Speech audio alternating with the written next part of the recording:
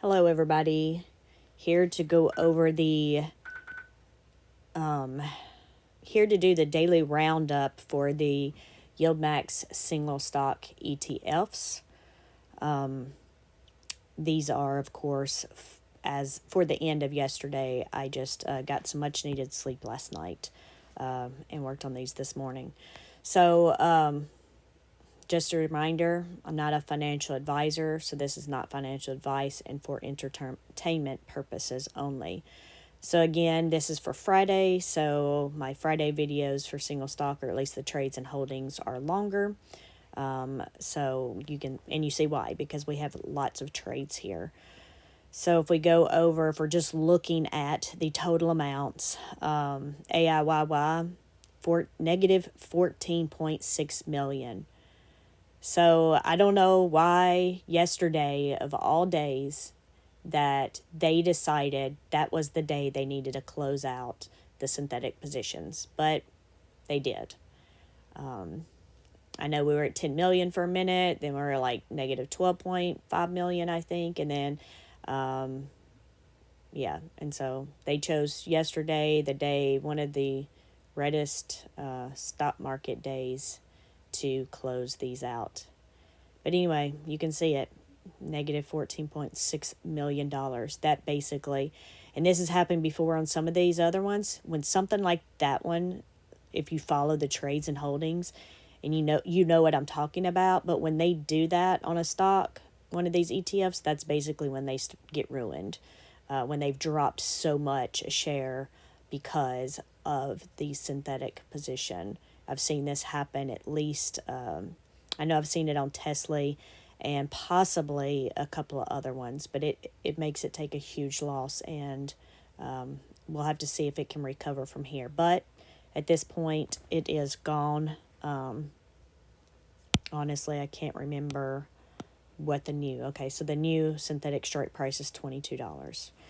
So anyway, we're going to be starting fresh with AIYY for any of you that would like to buy into this fund now that the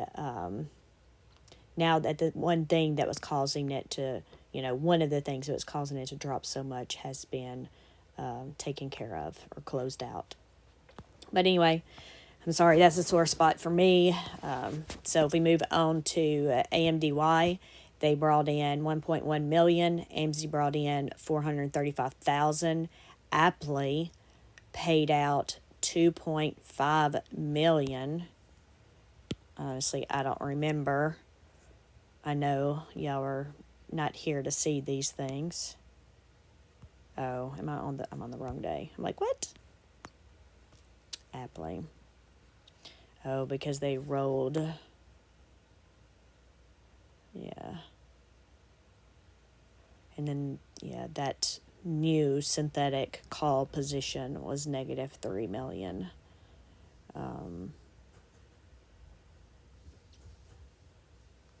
But then they closed out a short call that they were way over by $4 or so.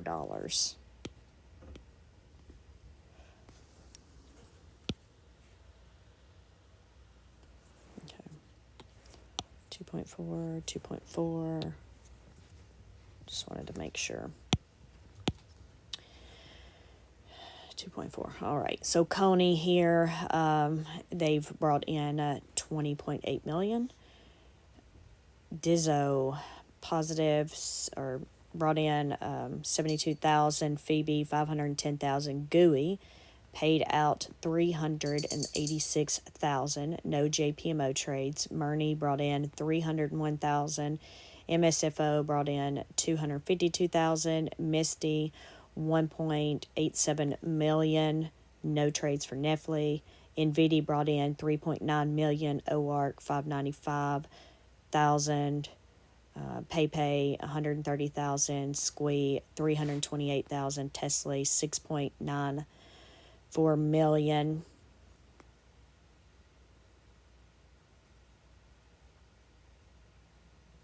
And because that's net. I was looking at some numbers. And then if we look at Zomo, total trades are 70,000. Sorry. Just, I think, no, I didn't move these columns on this sheet, but just a reminder that the short call premium, column B, that's just the premium they received, and column C are the net trades. And the LT at the bottom, those are the amounts on the spreadsheet. I'm pretty sure on the LT spreadsheet. However, I do have questions over those because some things didn't seem right. But I can also see that I did not update the bottom. And if you look, all of these are blue except for 3. So the percentage is going to be wrong because these formulas are gone now. But so we have 19 minus 3 is 16. So anyway, so that's going over our trades. And then for those of you that want to see the net assets and the outstanding shares, that data is here. Again, I know that some people may be listening to these things versus watching, but I know most of you do not want me to read every number on all of my spreadsheets. So if you want this data, you can do a screenshot or pause the video and come back to it. And then we'll go over here. Same thing here. We have the current stock price, and we have the NAV data and the change from there. So if any of you would like to review this data, there it is. And then we are going to move on to yesterday's close. Well, in this case it is yesterday, but this is actually Thursday's close date. And then yesterday's, Friday's close, because it is Saturday morning when I'm recording this video. And then we have our difference and change here. And we have significant drops. So let's just go down. I know we're not doing a comparison, but we can see down here that the S&P dropped 1.46%, negative 1.6. Try again, 1.46%, and the NASDAQ 100 dropped 1.66%. So it was a very red day, and it's the first day in a very long time that I have bought a lot of stocks or a lot of ETFs myself. Well, I did both, stocks and ETFs. But going up, Apple actually went up 5 cents. Oh, that's right, because Apple was the only green stock. That's why. Yeah. So if we look at the rest of them, there's like hardly any that are within 10 cents. So we'll just go AIYY dropped 51 cents. AMD dropped 63. AMZ negative 27. Coney negative 93.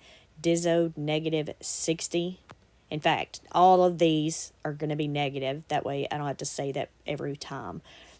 Coney 93, Dizzo 60, Phoebe 38, Gooey 5, JPMO $1.09, Murney 2, MSFO 24 cents, Misty $1.45, Nestle 24 cents, Nvidia 46 cents, OARC 34 cents.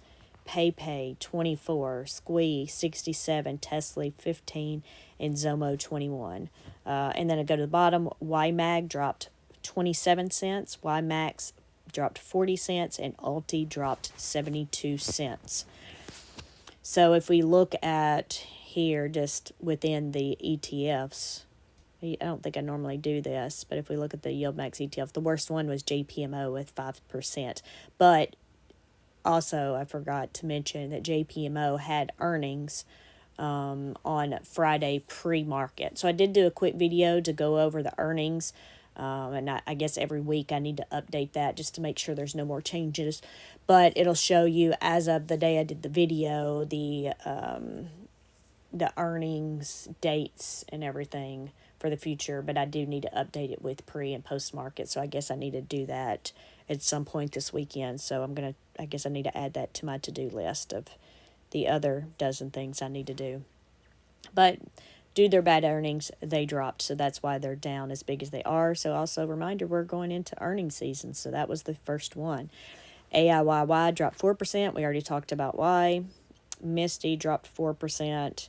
OARC was down 3%. And Dizzo, Coney, and AMD were all down 3%. Of course, Ulti down there was down 4% because I haven't looked, but I think everything in their portfolio, everything except for maybe two, were red. And that's just going to happen. So if we go over here, so these still haven't loaded, and they hadn't loaded as of last night either. So I actually recopied it. It's actually worse now than it was. So sorry that the IV and that stuff data isn't there. But here's the Thursday's close versus yesterday's close if you want to see the dollar amounts. But you might want to screenshot that or pause this, but I'm going to hide these columns because that loading is getting in my way. And then that way we can see here, I guess I can zoom in a little bit more for y'all. But we can see the percentage change between the YieldMax ETF and the underlying, and then the change between the percentage changes there. So the biggest difference between these is Coin and Coney. Coney went down 3% and Coin went down 7%. So Coney did better by 3% there. The next one we have 2% Murney. So Murney was down 0%. So it was down just less than 0.5%, while Moderna itself was down 2%. Those are our big differences. Of course, we have some ones there. And a negative one, which was Apple, because Apple did better because it was green, right, than Apple, because it was the only green stock we had that day. And I did not update this, so this should be 3.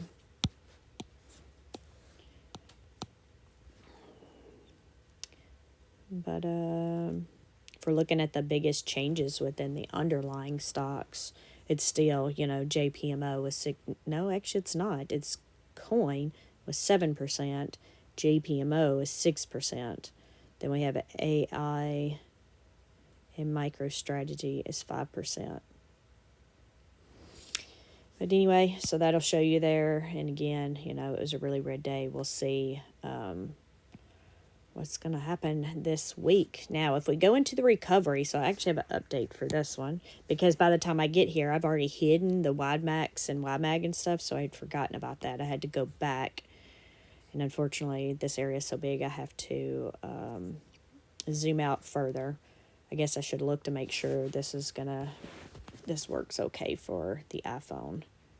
I'm going to just screenshot that for now. But again, since the day before last X date and current, and our difference between those two, our last dividend, and then the where we're at as far as the plus or minus to the dividend.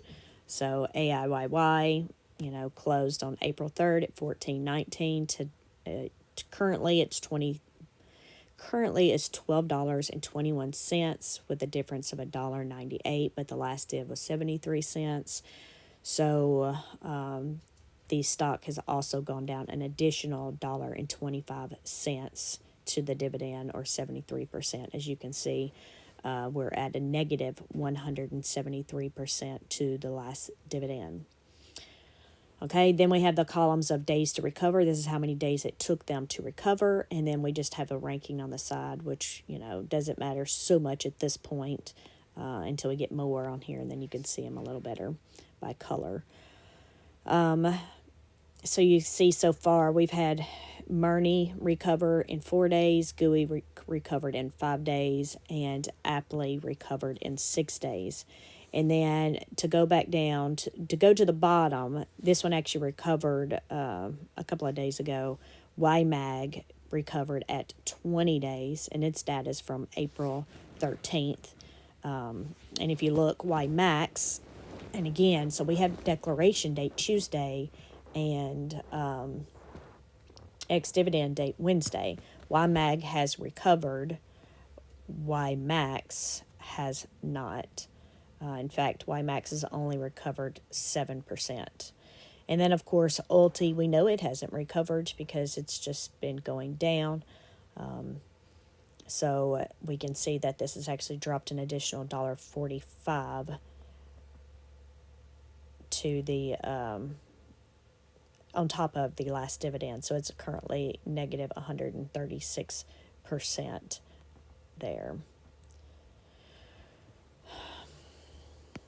And then I just put a 1 down here ranking these together versus those at the top. But I don't know. I might rank them together later. They're just on different schedules. So not sure how I want to do that there. But anyway, that's all I have here for today's video. If you wanted to see them in Moomoo, then yeah, I was in the wrong account. So let's switch accounts. I forget about this part a lot. And if we're looking at a YieldMax here, and we want to look at our charts, but we want to look at the intraday charts. You can see here how, let's see, most of these opened and dropped throughout the day. Some of these did some crazy choppy, and some of these just aren't as liquid as others. You can see some little buys on the screen where I bought some for the YieldMax project that I had been doing, or that I started, and I suggested possibly throwing in another 1,000 and let it keep going each month. And somebody, I think I only had one person that said, sure, go ahead. So I did it. It's making me actually, do some trades. So anyway, if you want to see that, that's a separate video, which is my YieldMax project by purchasing the underlying stocks, but mimicking YieldMax, trying to mimic YieldMax by doing similar thing. But anyway, yeah, there's nothing really for me to go in detail here. I'm sure nobody wants me to, and can do that all on your own if you want. But just a quick review. Anyway, I hope this video was beneficial, and y'all have a great weekend. Bye.